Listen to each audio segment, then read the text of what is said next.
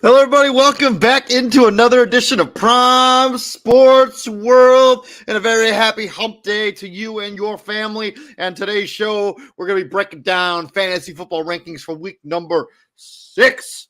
And I'm your host, David On Point, helping right there, the CEO, Mr. Israel Rivera. Welcome into the show. Please like, share, and subscribe as we give you guys daily content on all of the major sports. As we got, NBA stuff tomorrow. We got college football stuff on Friday. We got the NBA stuff again on Saturday. So you don't want to keep in touch with all of that content. But on today's show, fantasy football rankings. Thank you very much for checking us out. Let's get right into it. Izzy, how did you do in fantasy last week? You know what, ladies and gentlemen, I went 1-3. I'm going to give you one name that was a gift and a curse for me in 3 of my matchups. Brees freaking Hall from the New York Jets. Brees Lightning? Brees Lightning. Brees Lightning won me a fantasy matchup, and he lost me 2 of them. So that was fun because I'm sitting there like, okay, Brees Hall, I need you. But at the same time, I'm like, okay, Brees Hall, I don't need. I need to get off the schneid in 2 of those leagues, and I'm happy I got off the schneid in 1 of those leagues. But I wish I could have got off the schneid in all 3 of those leagues. So yeah, I went 5-1 last week. I have hit my stride. I'm really hurt that Devon Achane is going to be out for a few weeks. Hopefully he can come back. He's on the injured reserve.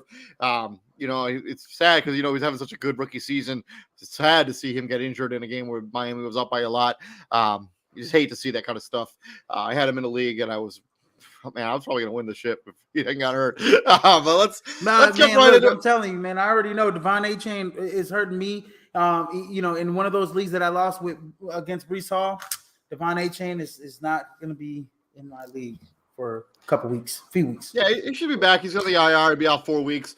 In the meantime, let's talk a little bit about those pass throwers. We got the quarterback rankings, and our first 3 guys, four guys are we're locked in here. First 5 guys are exactly the same on our rankings between the 2 of us.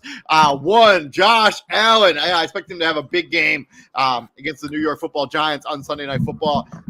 Whenever Buffalo loses, they usually come back with a vengeance. 2, Tagovailoa. 3, Justin Fields. I love what I see without him. That defense in Minnesota can be had. 4, Patrick Mahomes. 5, Kirk Cousins. 6, Matthew Stafford, who has a really good matchup there for the Rams.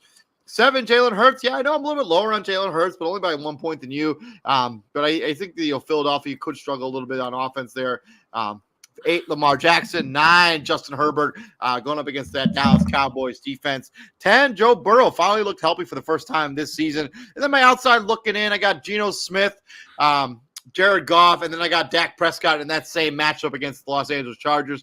That could be a mini shootout on Monday Night Football. And then my sneaky and daily, I got 2 guys, kind of Desmond Ridder, had his best game of the season last year. Finally remembered to throw the football to Kyle Pitts. Going up against the Washington Commanders team that didn't play particularly well against the Chicago Bears on defense. Look for him to have a good game there. And then Gardner Minshew filling in for Anthony Richardson, who's going to be out for, I think he's on the IR, so he's going to be out 4 weeks. Going up against his former team in Jacksonville Jaguars. There's some weapons there in Indy. I think he could have a good game. Both those guys at 5,000.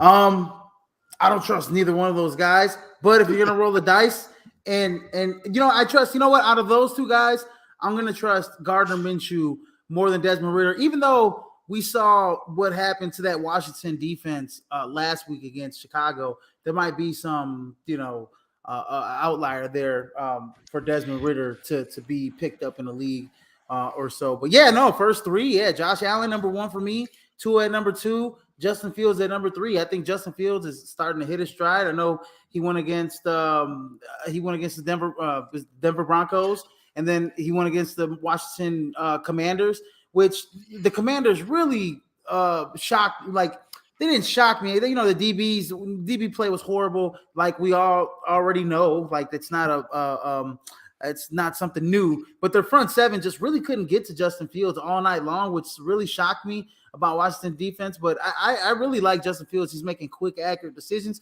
He's completing 62% of his passes. I mean, quiet as kept, as bad as the record might be. He's actually having a better season passing wise than he's done in his whole career, pretty much. And you see it. I mean, the only thing that sucks about Justin Fields is that he's not running the ball. They did last week show a little bit of something as they showed they actually ran some running plays for him, some quarterback draws, stuff like that, got him to the outside. But he's not running. He's more of a pocket passer this year than anything. At number 4, we got Patrick Mahomes. At number 5, I got Kirk Cousins. I like that matchup with Kirk Cousins here against Chicago. At number 6, I got Jalen Hurts. A little low on Jalen Hurts against the Jets. I mean, I expect that Jets defense to give Jalen Hurts some problems, especially in the passing game. I think Sauce Gardner.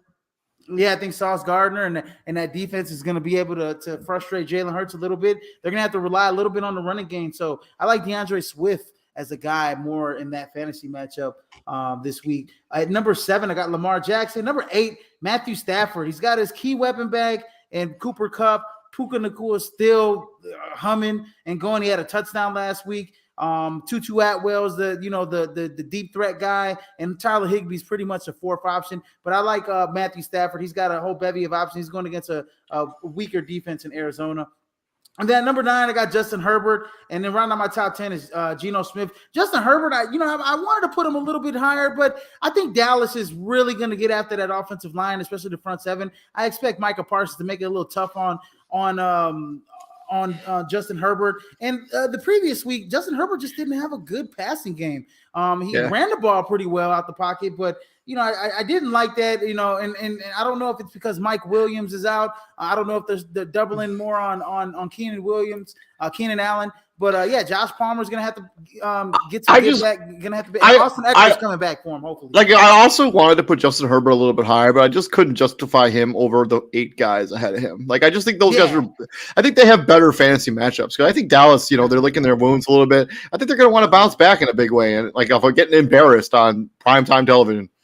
I think they're gonna pin their ears back, and then losing Vera Tucker too to that offensive line is kind of big for the Chargers. I think that Michael Parsons is gonna expose that matchup. Elijah Vera Tucker plays for the Jets. But... Oh my God, golly! I thought he was still on the Chargers for some reason. Anyways, but Michael Parsons is gonna rear his head back and still take care of that matchup. And then on the outside looking in, I got Brock Purdy, Trevor Lawrence, and Joe Burrow. And then my cheap option in FanDuel is Geno Smith at 6,800. From those pass throwers to the rock toters, we got them running backs. Let's go with your running backs. And I got a shocking guy at number 1. Let me think who's at number 1 for you. Austin Eckler. You think Austin Eckler is going to have a hell of a fantasy game? All right. I do. Number 1, Christian McCaffrey. Yeah, until anything else goes wild. I mean, Christian McCaffrey is the man there in San Francisco. I mean, going against a better Cleveland defense than he did, last week with Dallas. But I expect Christian McCaffrey to, get a couple touchdowns still in this game. But Bijan Robinson, the rookie's for real. He's at number 2. At number 3, I got Travis Etienne. At number 4, Tony Pollard. At number 5, David Montgomery. He's the key weapon here in Detroit. I'm not sure how if Amon-Ra St. Brown is coming back, but I'm pretty sure he is going to come back this Sunday. But that still shouldn't factor into David Montgomery. He's going to be the workhorse 3-down back for them, regardless. Even though Amon-Ra St. Brown, is coming back as the wide receiver for them. Amon-Ra practiced today for the first time this week, so and he probably will play this week. And the reason why that's big is because sometimes the offense, Amon-Ra is pretty, the number 1 option. Sometimes the offense could, they can tailor it towards, okay, we're going to pass it a little bit more and take the ball out of David Montgomery's hands. But I still believe that David Montgomery is going to have a tremendous game against Tampa Bay, even though there's pretty stout defense. Raheem Mostert at number 6 here. Yeah, no Devin Chain. I know that give me the name of the running back that's coming back here. It's not Savion Ahmed. It's yes, it is. So Savion Ahmed is the guy who's coming back. They also have Jeff Wilson Jr. I don't know what his status. I thought Jeff Wilson was the one guy that was coming back. Well, Savion Ahmed has been out for the last 2 weeks, but he will be returning in this game. Okay, yeah. So Savion Ahmed coming back, but I don't think that's going to matter. Raheem Mostert is the guy. He's going to be the guy in that offense. At number 7, I got Alvin Kamara. Had a pretty decent game last week. I actually have him a little higher than most rankings that I looked at online. But yeah, I like Alvin Kamara against Houston. I like that matchup. At number 8, I got Austin Eckler. I'm a little low on Austin Eckler. I mean, kind of, we gotta, ease him back in, man. Come on, man. No, we're not easing anyone back into anything. We're not easing anyone in. Austin Eckler's gonna be bad right off the game. Yeah. Okay. And then number 9, we got Josh Jacobs against New England. And right on my top 10, I got Kenneth Walker. And then on my outside looking in, I got Kyron Williams, King Henry. Yeah, he's in my outside looking in. Could be a potential top 10 back. But he's going to get the tough defense in Baltimore. And then Joe, running it up, Mixon. Running it up. Running it up, baby. Running it up. And then my cheap option in FanDuel is Dante Foreman for Chicago Bears at $6K this week. Dante Foreman was a healthy scratch for most of the season. But now with Roshan Johnson being out, with Khalil Herbert being out, with pretty much basically all they have is a fullback on their roster. Is the blasting game. Yeah. They need Dante Foreman. I expect Dante Foreman to have a decent size amount of carries in this game against Minnesota. Is it godly? It's not Minnesota. It's Minnesota. Yeah, Minnesota. Before we switch over into my rankings, we do have a question here from the Twitch viewers who watch us over on Twitch. Jairz, Jairz, yes. Asked the question, should I trade Barkley for Travis Etienne? Yes. I'm assuming the Etienne stands for Etienne, and yes, I would make that trade. I would make that trade today, tomorrow, especially if I'm in a PPR league. I'm absolutely making that trade. I think Travis to the phone for you right now to make that trade. I think Travis Etienne, I think he's going to be healthy for this season, and I think at some point this Giants season is going to go south, and I think they're going to shut Saquon Barkley down. Yes, if it hasn't already gone south already. Trust me, I own Saquon Barkley. It's already going south, David. It's terrible. Yes, I would make that trade. Moving on into my running back rankings, man. I got my running back rankings are wild, dude. I got Austin Eckler at number 1. Yeah, I don't think they're gonna no trading wheels. He's gonna have his usual 30 touches in this game. They're gonna use him in the passing game. They're gonna use him in the running game. He's gonna be a monster. Especially now that they don't have Mike Williams. I expect them to use Austin Eckler in all kinds of different ways. 2 Chris McCaffrey. Yeah, I still expect good numbers out of him. I just like Austin Eckler this week. 3, Alvin Kamara at 3. I love what I saw him last week. I mean, he's had 2 games in a row. I know the first game that he came back, he wasn't exactly prolific in terms of yardage, but the way they're using him intrigues me. Isaiah Pacheco at number 4. I think that Denver Broncos have not been a good team against the run in any of the games so far this season. Isaiah Pacheco should have a big game against Denver. 5, Bijan Robinson. Yeah, I just like his pass catching ability. 6, Kenneth Walker going up against that Cincinnati Bengals. 7, Derrick Henry. Yeah, it kind of feels dirty to put him this low, but he has just been not that good this season. 8, Raheem Mostert. 9, not Jose Jacobs. I for sure meant to write Josh Jacobs. And then number 10, I got Travis Etienne Jr. Yeah, I expect big things out of him. The member of the Jacksonville Jaguars. Look for him to continue playing well for that team. And then I got Breece Lightning Hall as my outside looking at number 1, 2, James Cook, 3, Joe Mixon. And then my sneaky and daily, Amari DeMarcado, 4,900. And if you're wondering who that is, he is now the starting running back for the Arizona Cardinals because James Conner is now on the IR, which will make him miss the next 4 weeks of the season. So Amari DeMarcado is the guy that he's going to get the bulk of the carries. He got the lone touchdown for Arizona last week. So look for him to have some value in daily at 4,900. And then Savad Ahmed, 4,500. He was heavily involved in their offense before he got hurt, before Devon Achane kind of blew up. Savon Ahmed has been on the shelf the last couple of weeks. He's supposed to return in this game, 4,500. If he gets that Devon Achane production, he could have a very valuable fantasy day and be cheap in daily. Savon Ahmed is I think Savon Ahmed, you can roll the dice on Savon Ahmed, like you said, but I still do believe that Raheem Mostert is just going to be the guy. I don't think Savon Ahmed is even going to get close to what Devon Achane production. Yeah, maybe not. Maybe not, but if he gets in the end zone at 4,500, I think you can roll those dice. I do like DeMarcado, David. Swinging, I like that one. That's a big one. I rolled the dice last week, ladies and gentlemen, which is probably why I lost my fantasy matchup. I rolled the dice with Joshua Dobbs over Joe Burrow. Oof. And I got bit in the butt for that. And I literally left like 17 points on the board on my bench. Yeah, don't bench your studs. Moving on from that, let's talk about from the rock toters to the pass catchers. The first one, the wide receivers. My number one, Tyreek Hill. The dude just can't be guarded this season. So, Tyreek Hill, 2 Stephon Diggs. I expect big things going up against that Giants team. 3 Devontae Adams. I was, a little bit concerned about his usage against the Green Bay Packers, but I think he'll bounce back in this game against the not very good right now, New England Patriots. 4 Jamar Chase, he's always effing open. 5 DJ Moore, I think he builds on 2 strong weeks in a row. Continues that against Minnesota, who do not have a very good secondary. 6 Cooper Kupp, back into the top 10. I see you got him at 2, but I can't put him up that high. I just like the other guys better. The first 4 guys on my list. 7 Calvin Ridley, look for him to have a big game against Indianapolis. 8 Chris Olave. For the New Orleans Saints. 9, Mike Evans coming off that bye week. Fresh off, should have had enough time to rehabilitate that hamstring injury. Look for him to have a good game there, going up against the Detroit Lions. And 10, Tyler freaking Lockett, also coming off his bye. Look for him to challenge that Cincinnati secondary with Tyler Lockett and his skills. And then my outside looking in, I got Deebo Samuel, Keenan Allen, and CeeDee Lamb. And I got 3 guys for you in sneaky and daily. First one is Josh Downs at 4,100. Seems to be a fan favorite of Gardner Minshew. Seems to have a good rapport there with him. Leading receiver for this team last week.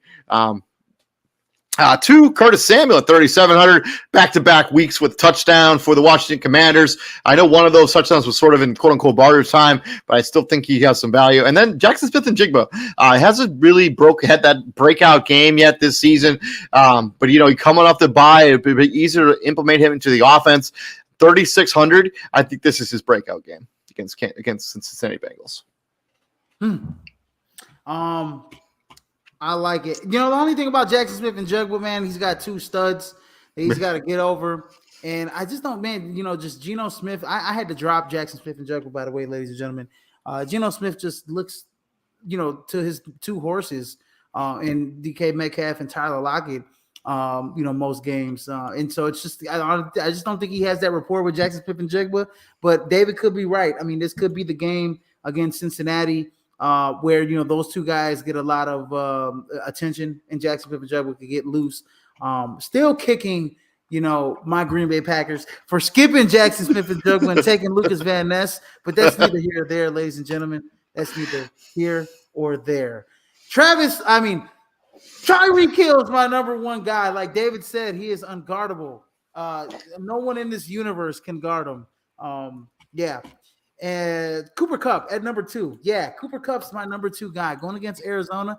I don't know if you guys saw, but that first drive was just lovely. I mean, he got 4 targets, caught all 4 passes, and then he was just catching everything that Matthew Stafford was throwing his way. I loved it. The first game back off of injury reserve. I mean, he was a big boost to my fantasy lineups. There's a reason why I won one of my fantasy matchups because of Cooper Kupp.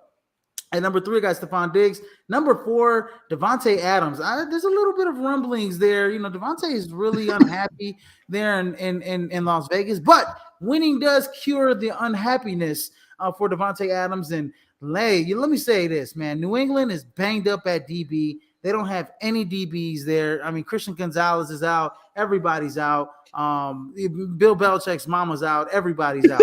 So, Bill Belichick's at McDonald's trying to find him a better Mac. Yeah, he's trying to find him a better Mac. Yeah, I saw that meme, by the way. And this is going to be the game in which Bill Belichick's assistant gets the better of him, because they have just been outscored by how many points, David? It's been 73-3, I think. yeah, it's been rough. Crazy. But I think Devontae Adams has a big game in this game against New England. At number 5, I got Jamar Chase. Number 6, I got CeeDee Lamb. It gets a bounce back game here against the Chargers. That defense is they're going to struggle to contain CeeDee Lamb, I think, in this game. And then I got Keenan Allen on the other side. I think Dallas is going to have a tough time trying to contain Keenan Allen. At number 8, Puka Nacua, man. I mean, he just hasn't lost a stride. Even with Cooper Kupp, he actually scored a touchdown last week. And with Cooper Kupp getting that attention underneath, I mean, it opened up Puka Nacua over the top. So I think they're a perfect combination together. Sean McVay actually has like another version of Robert Woods on his team in that offense. And then at number 9, I got Brandon Ayuk. And then round out my top 10, DJ Moore had 3 touchdowns last week, ladies and gentlemen.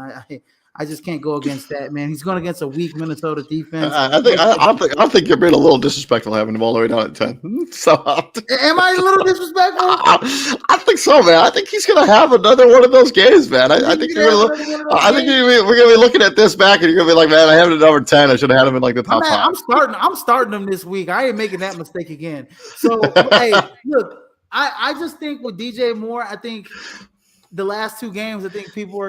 I mean, he's the only wide receiver who caught a pass for the Bears last week. Yeah, I think teams are going to be like everybody else but DJ Moore this week, especially the Minnesota Vikings.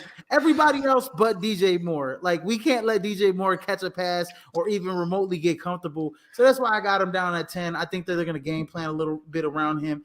But I mean, sometimes there's no game plan for as good as you could be, as good as DJ Moore's been playing. I'm outside looking in. I got AJ Brown. That Sauce Gardner matchup is, that's going to hinder him a little bit. Yeah, I agree. That's why I don't even have him in my top 10. Like, I think he's gonna. Yeah. I think Gardner's a premier, probably the best cornerback in the NFL. And then I got DK Metcalf and Jalen Waddle, who caught a touchdown pass last week. I mean, he had. Oh man. Don't get me started here, David. I don't want to go on one of those rants, okay? Ladies and gentlemen, I was 15 yards away from winning $1,000, and Jalen Waddle had 3 quarters to get 15 yards, and he had 10 targets. And only 1,000 jelly beans. We don't condone gambling here at Prime. We don't. I mean, it's legal, in some states, but man, Jalen Waddle had 10 targets, 5 catches. He had a touchdown for 35 yards. I like the target share. I like that he's getting that many targets, but you just got to bring him in. You got to bring him in. I think this year he's just been a little off for me, but he's still my outside looking in just because of the target share. And then my cheap option in FanDuel is Tutu Atwell, who did catch a touchdown last week at 5,500 with Puka Nacua and Cooper Kupp getting a lot of the attention. Tutu Atwell is open downfield, and he is a burner. So Matthew Stafford's gonna love Tutu Atwell, and I love Tutu Atwell. So 5,500 is a nice grab for him if you're looking for a cheaper option. From those pass catchers to those little bulkier pass catchers, them tight end rankings. Let you go first with your tight end rankings, and I know you saw mine.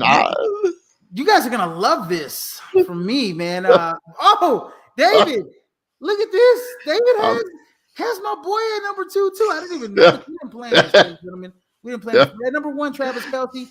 I'm not sure if Travis Kelce is even going to play. So if you look over to my rankings real quick, I have him at 3. The only reason I have him at 3 is because I don't know if he's going to play in the game tomorrow, and just in case, I just wanted to put him down a little bit. So that's my thing. Is I got him at number 1 because if he does play, it's a good matchup. So for whatever that is. So I got Travis Kelce at number 1 just to be safe. But at number 2, the rookie Sam Laporta. He has been amazing. He actually out of all the players in the draft, pass catchers in the draft class, wide receivers and tight ends, he has the highest percentage of missed tackles. He has the highest yards after catch. This kid is amazing. And you guys are gonna actually like 2, 3, and 4, especially you Iowa Hawkeye fans. Because at number 3, I got TJ Hawkinson, and at number 4, I got George Kittle. 3 Iowa Hawkeyes in a row in my fantasy rankings. Take that to the bank. At number 5, I got Mark Andrews, who everybody on the Ravens was abysmal last week trying to catch the football for Lamar Jackson. It's true. Including Mark Andrews, who dropped a gimme in the end zone. He dropped two. He had two passes dropped in that game out of the 8. Yeah. So, the most passes dropped in a game since like 2003. That's ridiculous. So, and one of them was for a touchdown. I mean, like right in his hands, right in the breadbasket. I mean, Zay Flowers dropped a walk-in touchdown too. Like, oh yeah, no, trust me. Trust me. Don't get me started. If I had a segment on the Baltimore Ravens, I wish I was here on Monday to rant about those drops, but I wasn't. Yeah. So yeah, I got Mark Andrews there going against Tennessee. He should bounce back here in a big way. At number 6, I got Evan Ingram, man. He's just been, pretty awesome this year for the Jacksonville Jaguars. And number 7, Dallas Goedert, who had a great game last week, including with a touchdown. I think he caught like 6 or 7 balls. 115 yards, first game over the century mark this season. Yeah, absolutely. Dallas Goedert definitely found his stride. And, I actually like Dallas Goedert going against the New York Jets. I mean, with Sauce Gardner and all those guys probably locking up on the outside, I like, Jalen Hurts is going to have to pass the ball to somebody. Expect Dallas Goedert to catch that ball in the seams and to be open in the zone this week against the Jets. At number 8, I got Logan Thomas, who's been quietly at just a real consistent top 10 tight end for the Washington Commanders. And he's got a good matchup going against Atlanta. I expect him to get his fair share of targets and hopefully get in the end zone for Sam Howell again. At number 9, Cole Kmet, who's caught a touchdown pass in at least one touchdown pass in 2 consecutive games for the Chicago Bears. And I called it, David. I told you that Cole Kmet is going to go on this little streak like he did last year at the end of the season, where Cole Kmet would start catching touchdown passes from Justin Fields, and he's going to do it, get it another touchdown pass here from Minnesota. You guys can take that to the bank. Cole Kmet catching a touchdown pass this week. And then round on my top 10 is Darren Waller. He's questionable this week, but I like with Darren Waller. They finally were able to pass the ball to him last week. And hopefully against Buffalo, they'll be down enough to where they're passing the ball this week to him. I got the breaking news. They will be down enough where they'll be passing. Right. And then on the outside looking in, I got Dalton Schultz, who had a really good, probably his best game last week for Houston.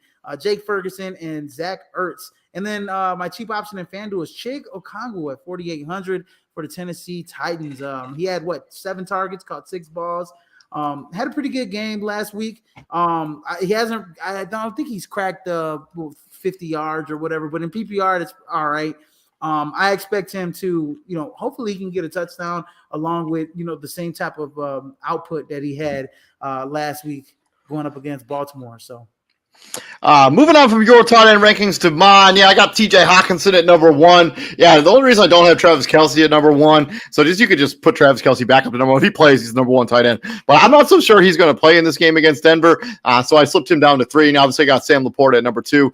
4, Mark Andrews. 5, George Kittle. I know your coin purse a little bit lighter for that shirt you're wearing on Sunday. But I still found it very, very funny. So.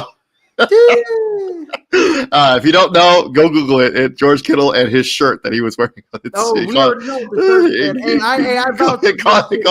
It cost him some jelly beans out of that coin purse.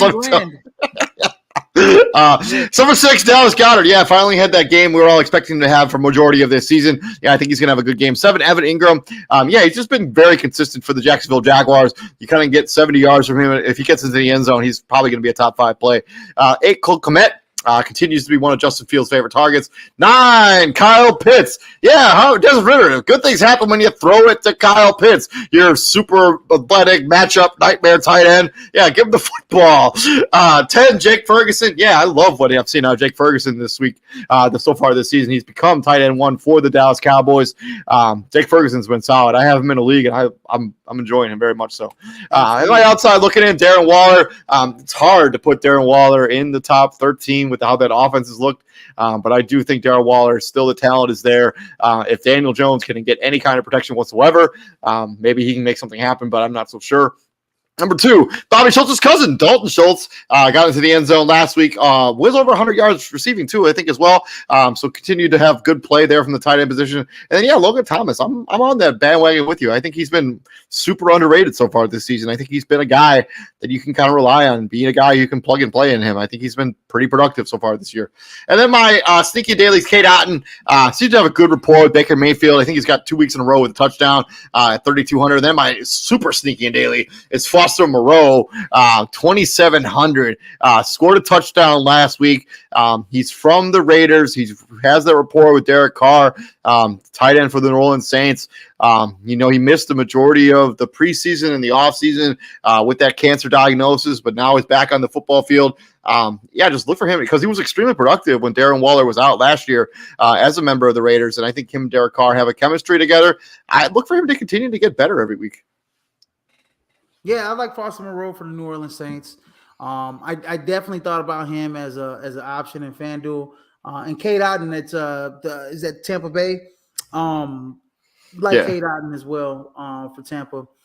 He has a good matchup this week as well. Yeah, Moreau was diagnosed with Hodgkin's lymphoma in March.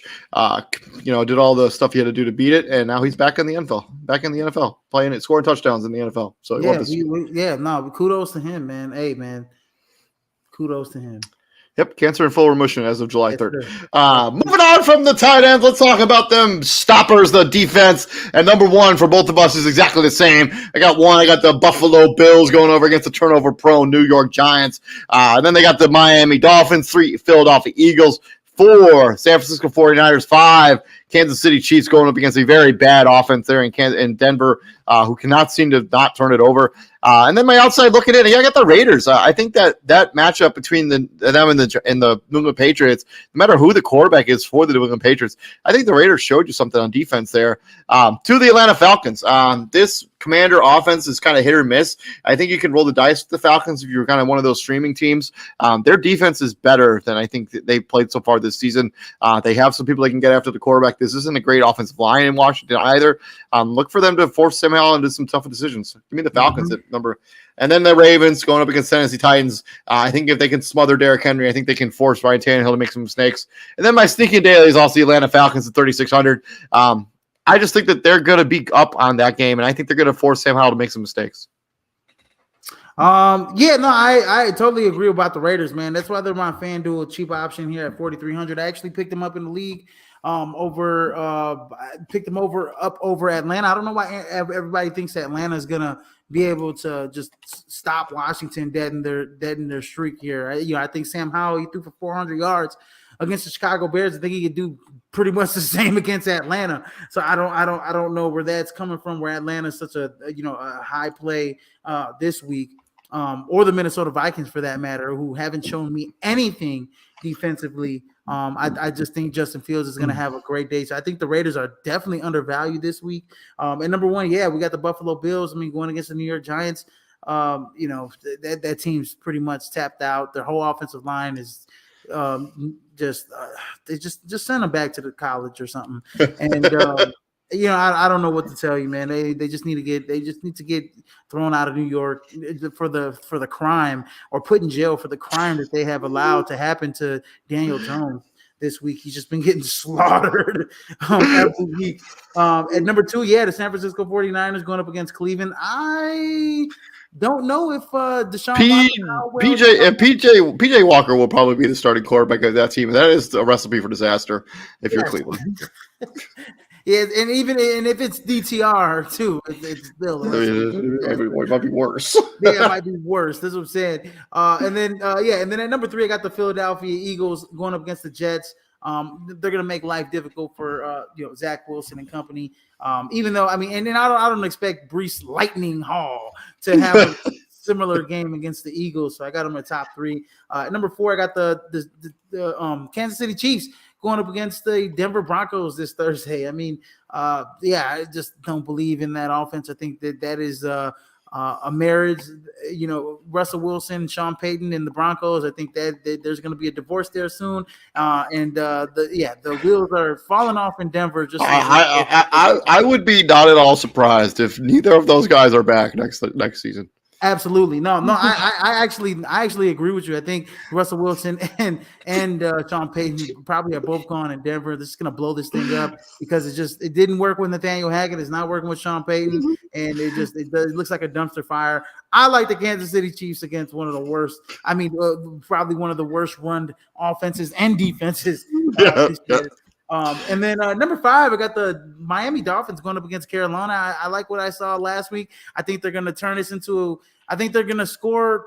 They're going to get out. They're going to get out really fast against Carolina. They're going to force a young quarterback to drop back and pass the ball in those defensive ends. And who's the is it Van Ginkel? Van Ginkel is going to rear his head.